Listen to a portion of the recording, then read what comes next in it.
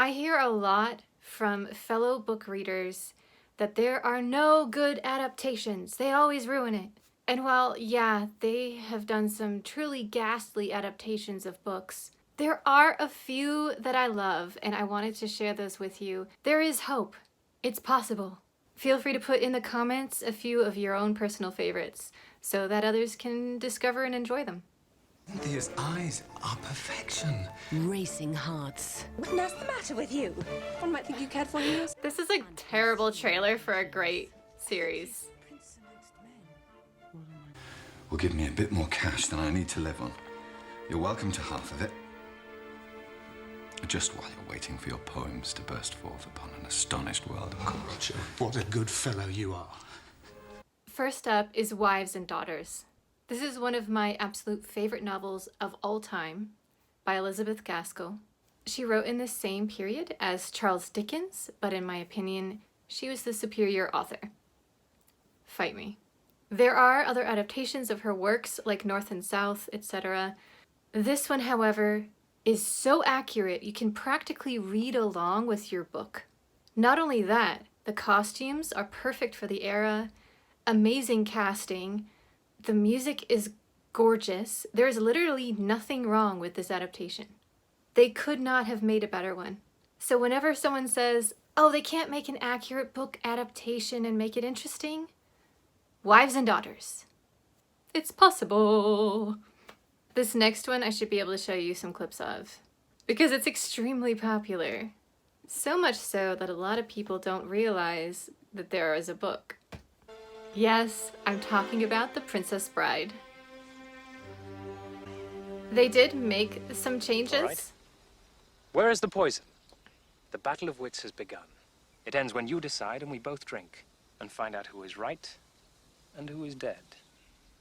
There are some extra scenes in the book that did not make it into the movie, but overall, I would say this is a fantastic adaptation.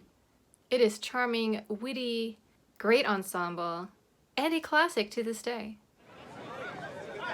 Willoughby!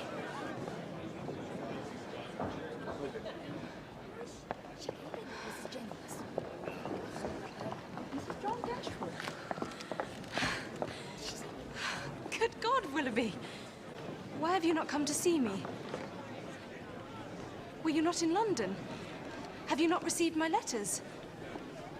Yes, I had the pleasure of receiving an information you were so good as to send me.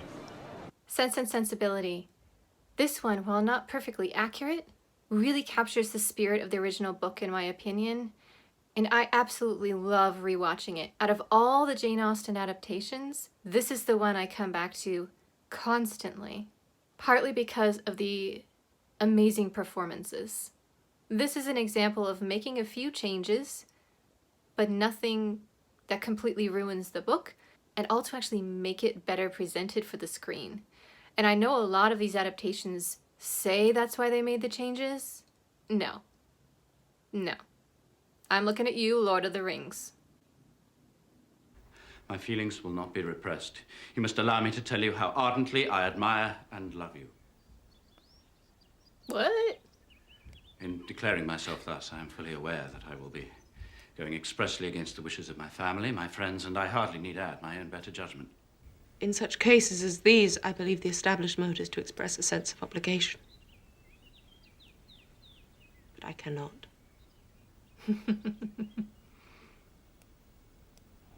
I have never desired your good opinion, and you have certainly bestowed it most unwillingly. The Colin Firth version of Pride and Prejudice, I like to call it the canonical version, is a very, very long adaptation. While I can understand why they keep trying to make these shorter films, why? Why would you mess with this? Unlike its counterpart Emma, which is my favorite of the Jane Austen books, and we have yet to have a decent adaptation of it. I've seen every single version of Emma, and while each of them have certain things that I like and certain pieces of casting that I like, there are always a ton of downsides, and I'm like, ugh, you were so close, you almost made it. I will say, out of all of them, this is my favorite Emma. Kate Beckinsale, 1997. Ah, there you are, my dear. See, she is excellent, but I don't like the Knightley. If they could transplant her with one of the other Knightleys, the rest of it is ideal. So in my opinion, this one got the closest of all of them. That story I told you yesterday was just a story. Oh, that. Well, we didn't exactly believe your story, Miss... what is your name? Wonderly or LeBlanc? It's really O'Shaughnessy, Bridget O'Shaughnessy. We didn't exactly believe your story, Miss O'Shaughnessy. We believed you $200. The Maltese Falcon. They made a few subtle changes, but overall, fantastic adaptation. If you have not seen this film, go watch it. Humphrey Bogart, Mary Astor. Am I to blame for This makes me just want to rewatch You the whole warned us film. that Thursby was dangerous. Of course, you lied to us about your sister and all that, but that didn't count. We didn't believe you. No, I wouldn't say that you were at fault. I won't have to answer their questions. Maybe. But I gotta know what it's all about. All right, we're gonna go to probably my favorite adaptation of all time, Horatio Hornblower. This pretty much defined my childhood.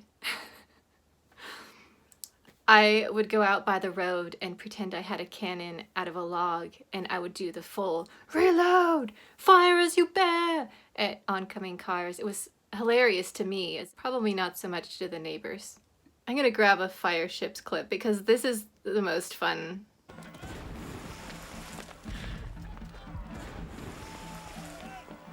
And Jon Griffith is the perfect hornblower.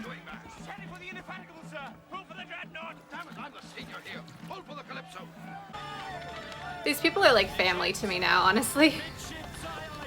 I've seen it so many times.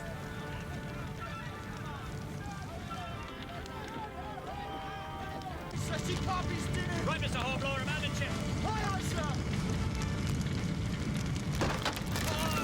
Yes, they made some significant changes from the books in this.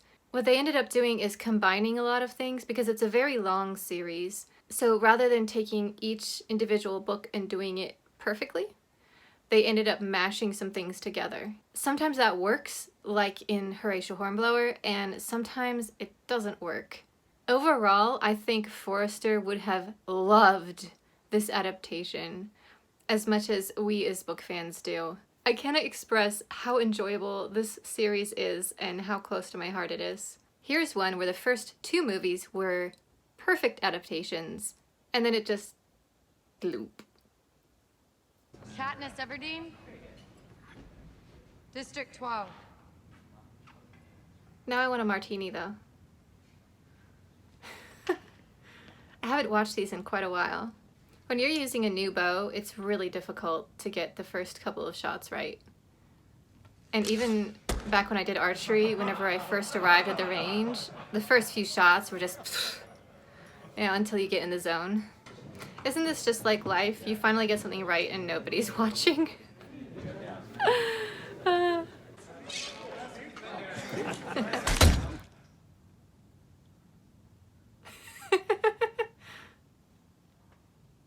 Thank you for your consideration. Thank you for your consideration. I love Katniss. They really shouldn't have split the last book. That never works out. Hobbit. And the changes that they made were a little too significant for me to handle. That does not discount the fact that this is a brilliant first couple of movie adaptation. You got a lot of the other young adult ones where I enjoyed the books and did not really enjoy the adaptations. Divergent, Maze Runner, Vampire Academy, great series of books, blip adaptations. Shannara Chronicles, also a mess. Dude, it was flaming like anything. What happened to it? Lost it already, have you?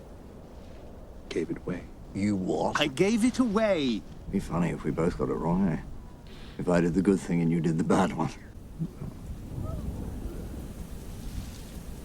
Oh, Good Omens. I mean, if you want to talk about the ideal casting combination, this is it. These two are so adorable together. I can't even. I almost feel like we don't deserve this level of amazing adaptation. So I wanted to end on a high note. There are great stories out there. I'm going to keep occasionally posting these videos. I might do some comparisons of adaptations, what I do and do not like about them, along with a few clips to react to. Even though, yes, I have seen them before, some of them I haven't watched in a long time. These show that there is hope as book readers for successful adaptations that we can enjoy.